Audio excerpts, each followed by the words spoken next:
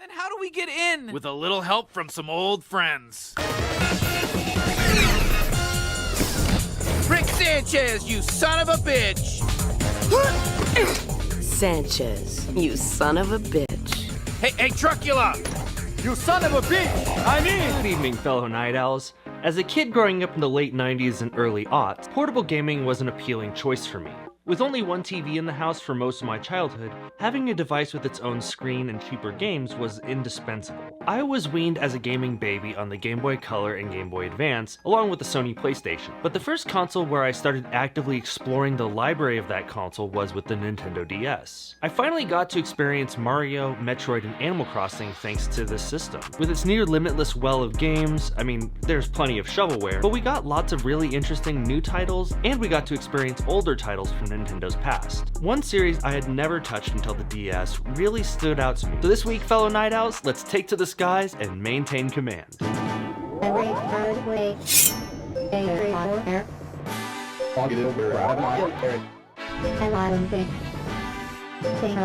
Starfox Command was released in August of 2006 for the Nintendo DS, and boy, was it a game. I got the game because I was deep in my propaganda era, but I ended up loving it despite the mixed reviews it got from real video game journalism outlets. So what makes the 5th entry in the Starfox series stand out? So my interest was piqued when I unlocked the R-Wing in Animal Crossing Wild World, and I was really starting to get interested in how 3D was handled on the DS. Games like Final Fantasy 3 and 4 and Kingdom Hearts were pushing the system's capabilities, and it was honestly shocking how good the original DS handled 3D. So how did the game play? Well, between story expositions, which are 2D, there are two portions of the game. The first part is an overhead, real-time strategy style map where you guide your ships to targets. You always have the Great Fox, piloted by Rob for some reason, and a varied cast of playable characters based on where you are in the story.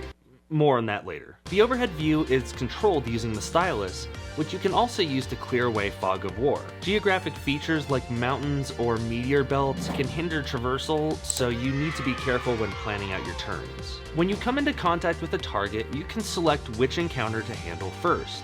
There are 3 main encounter types. There are standard fights with enemies, there are also these UFO base attacks and missile chasing encounters. This variety, along with random Star Wolf sorties and boss fights, mean that there's a good mix of engagement styles. Bases can shoot rockets to attack Great Fox, so we'll start there. Once you clear the encounter, you have to follow a set path towards a UFO and ram it Independence Day style. He did it! The son of a bitch did it! This shuts down the base, which turns off rocket attacks, and it allows for refueling of ships during long overhead portions. Missile chases work exactly as they sound. You shoot down a missile, but you have to stay within boxes or the missile will outpace you. The main fights are pretty simple. You shoot down enemies to get their cores, and there's usually a set amount depending on the number of enemies provided. Hey, Charlie! Hey, you wanna play some hockey? I said earlier that which characters you have depend on where you are in the story, but before we get into the story, I'd like to talk about the absolutely huge amounts of playable Every character has their own ship, and they control a little bit differently. They also have differing weapon loadouts, and they even have their own unique cockpits, which is just a really cool thing to do, even for a side game on the DS. This made multiplayer over the Wi-Fi network or via download and play multiplayer a blast, which if you've never used the download and play with the DS, it was a great way so that all players didn't have to have a copy of the game to enjoy multiplayer. This was also something that Mario Kart did, and I think Metroid Prime Hunters also did. You had limited gameplay aspects, but if you had a DS, you could play the game. The ships all have the same basic controls with the stylus, and they really tried to map everything to the touchpad. For example, you launch bombs and do complex maneuvers on the bottom by clicking a button, and there's even a really cool mini-map that makes it really easy to zoom around the level. You fly by dragging the stylus across the screen and scribble side to side to Do a barrel roll! which helps deflect incoming shots and adds to your time. But it also sucks up power-ups such as bomb and shield refills, as well as the enemy cores required to complete the encounter. They actually explain this in the game. It's like a magnetism thing. It's kind of interesting that they have an in-game reason for this to happen. You have to manage your in-game time as well as the turns you take, and the only way forward is collecting the requisite number of cores within the time limit. At the end of the battle, your remaining turns will add to your extra lives, so you are rewarded for destroying bases and completing the game as quickly as possible. And say what you will about the gimmicky nature of the controls on the DS, I honestly think they work fairly well. I mean, maybe that's just because I'm a lefty, I felt that it controlled easily. I just really enjoyed how each ship controlled just a little bit differently. So it's interesting to learn how each ship controls, because in turn this can help you earn enemy cores faster. For example, Falco's ship has a fairly long boost gauge, so he can cover long distances fairly quickly. He is also very good at deflecting incoming attacks for long periods of time. Slippy, however, has a very strong attack, but a much shorter boost gauge. This feels similar to how different ship parts in Starlink help to differentiate controls and attack styles. I wonder if maybe this was some kind of influence on that game. These interesting controls would lend itself to multiplayer, and I think that if Nintendo wanted to bring this to the Switch or the Switch 2, this would be an interesting way to capitalize on online multiplayer. We're putting the band back together. The story is probably the most criticized aspect of this game. It's very soap opera-y, which I like from a sort of like retro space noir vibe. It's also incredibly short, asterisk, which has its pros and cons. For one, it's a portable game, so I'm sure they wouldn't necessarily work to put a 20-hour campaign into this. The asterisk is that the game technically has 9 endings. As somebody outside of the fandom, I checked the Starfox wiki to see which the community actually liked, and it seems to me that the general consensus is that none of the endings are particularly well liked. I would go back to double check, but I'm kind of scared to go back into that wiki. This better not awaken anything in me.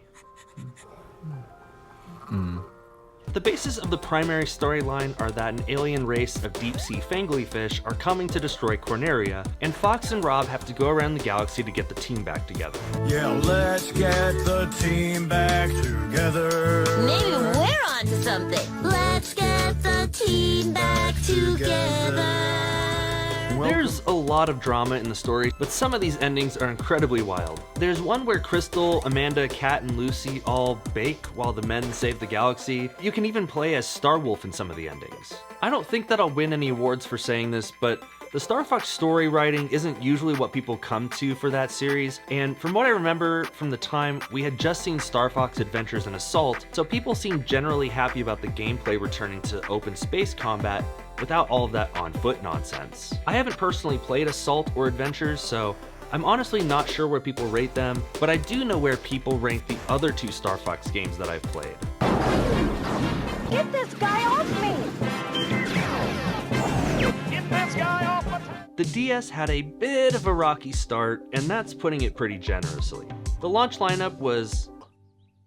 This is worthless. So getting Star Fox 64 about a year later was a welcome change. I really enjoyed the game, and you could see why people like this type of game. Star Fox 64 is a classic. Having the DS being able to emulate even just the open flying modes makes it feel even more impressive that Command was able to pull this off. While the 3DS version of Star Fox 64 was basically just a straight port with very few extra features, I think it was interesting and people generally enjoy it. It gives us a kind of more modern way to play the game. 3 out of 5 barrel rolls. Next up is...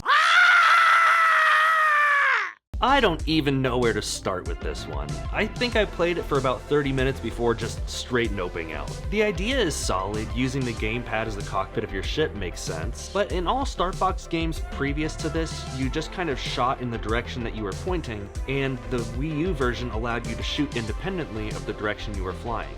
This makes sense in your brain, but it's just a lot to keep track of, and having to go back and forth between the screen and the touchpad made it really hard to play. And we haven't seen a Star Fox since. So if you're looking for a Star Fox game that controls like what you think of a Star Fox game, I'd stay away from Zero. Ultimately, if you have a DS or a system capable of playing a legally acquired copy, I recommend you check it out. The story is sappy, but the mix of an RTS and open area space shooter is a lot of fun, especially if you're looking for a new experience on the original DS or the 3DS. Comment what your favorite Star Fox game is in the comments below, and tell me if it's actually just a remake of Star Fox 64. I feel like all the successful versions have something to do with Star Fox 64, and anytime they venture away from from it, like when you go on foot and there's dinosaurs.